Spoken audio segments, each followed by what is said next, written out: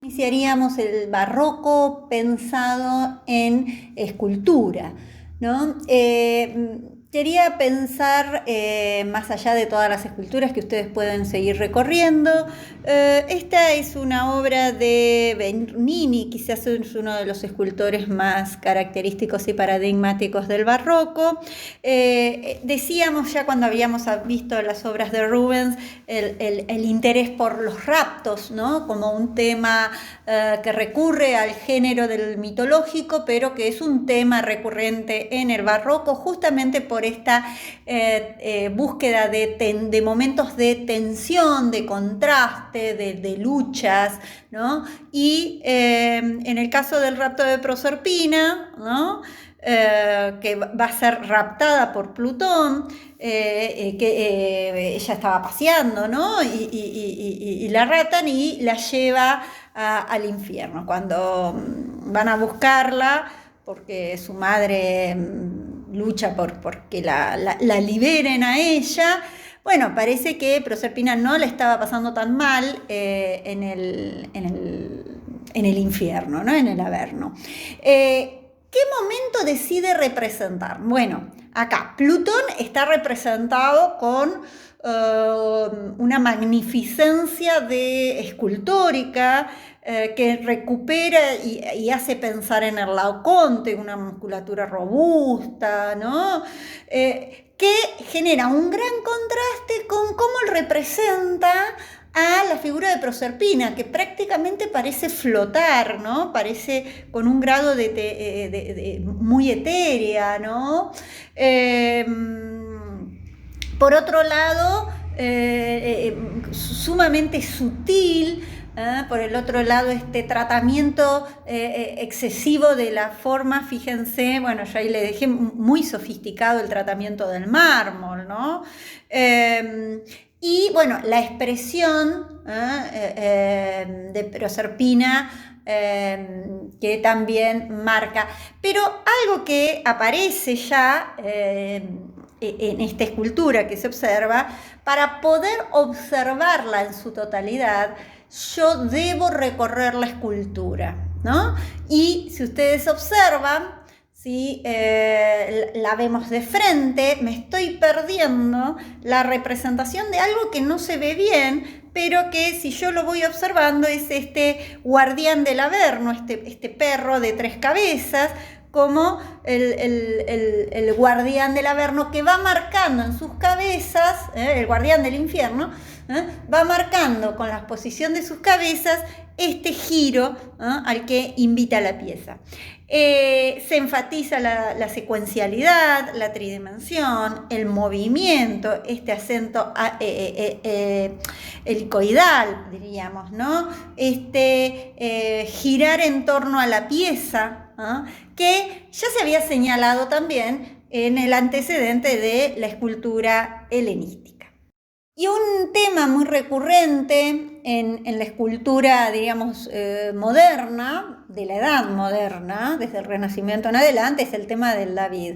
Una obra muy conocida de Bernini, que si ustedes la comparan con el David de Miguel Ángel, ya acá aparece un fuerte dinamismo. Fíjense el entrecejo, los labios apretados. Es decir, ¿qué momento decide representar? El momento de mayor instantaneidad, en un instante contar un relato. Y eso decíamos también, lo veíamos en la escultura helenística ya, ¿no? No es el David reflexivo, sino que es un David que está dispuesto para entrar en la batalla, ¿no? Y dos cosas más quiero decir de esta escultura. Por un lado, esta tradición que tiene que ver con un fuerte realismo que veníamos viendo en las resoluciones que hace Caravaggio en la pintura, y que la observamos en la escultura también como una característica. Por el otro lado, estas líneas de fuerza, ¿no? Que explican el episodio al que se asiste, ¿no?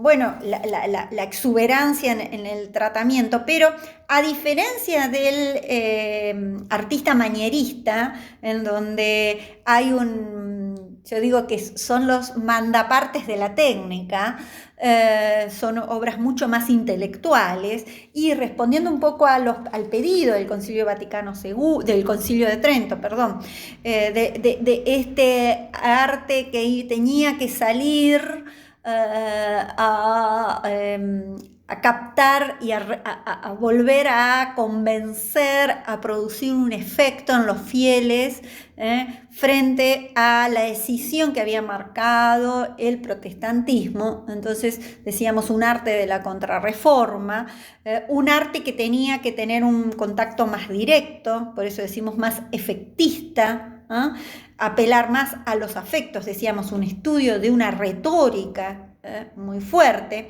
y fijar la imagen en el momento de la máxima tensión.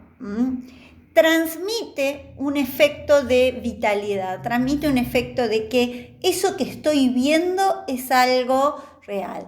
Más allá de todo el tratamiento, de esto que veníamos diciendo, de la anatomía, del momento de la escena, es interesante si nosotros nos paramos frente a la mirada de David no nos está mirando a nosotros, sino que está mirando a alguien que está detrás de nosotros, que es ese gigante, ¿no?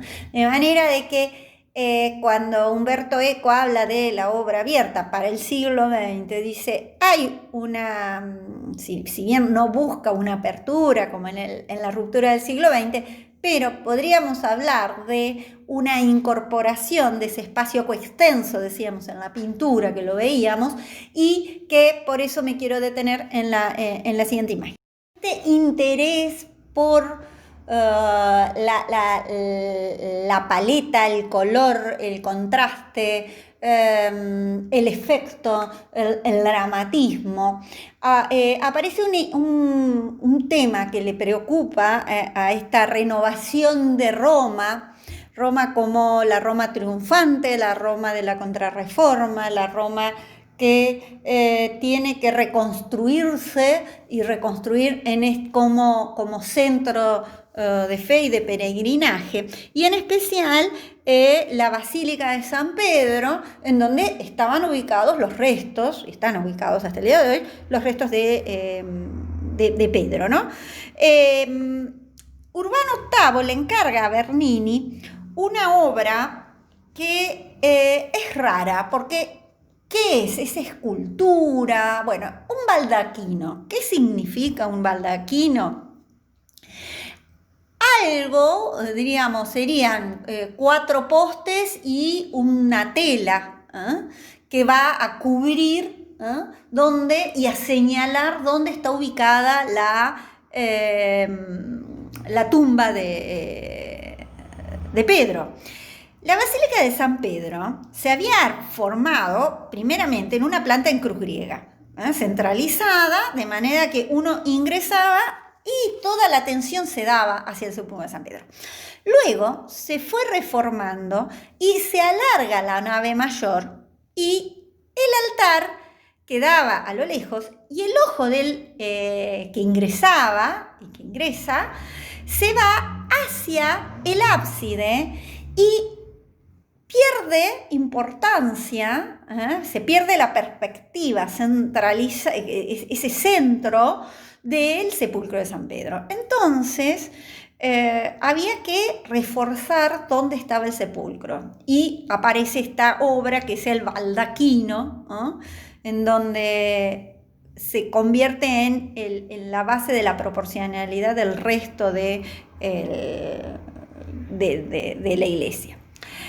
4 columnas salomónicas que están rodeadas, es decir, columnas que también se entrelazan, que a su vez están rodeadas con follaje, con telas, están doradas, juega con los distintos bronces acá también,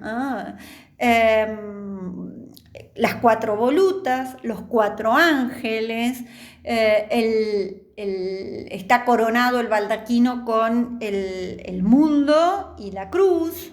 En el interior se observa, ahí pueden observar la representación del Espíritu Santo, bueno, las hojas de laurel, los putis con los símbolos de carácter cristológico, la tiara papal, las llaves del paraíso, ¿no? Las palmas que hacen alusión al martirio de San Pedro, es decir, aparece toda esta bueno, y fíjense incluso la representación como si fuera esta parte de la tela, que se observa en donde hay elementos que hablan de la familia. La abeja era un elemento que aparece en los escudos de la familia del Papa que encarga la obra.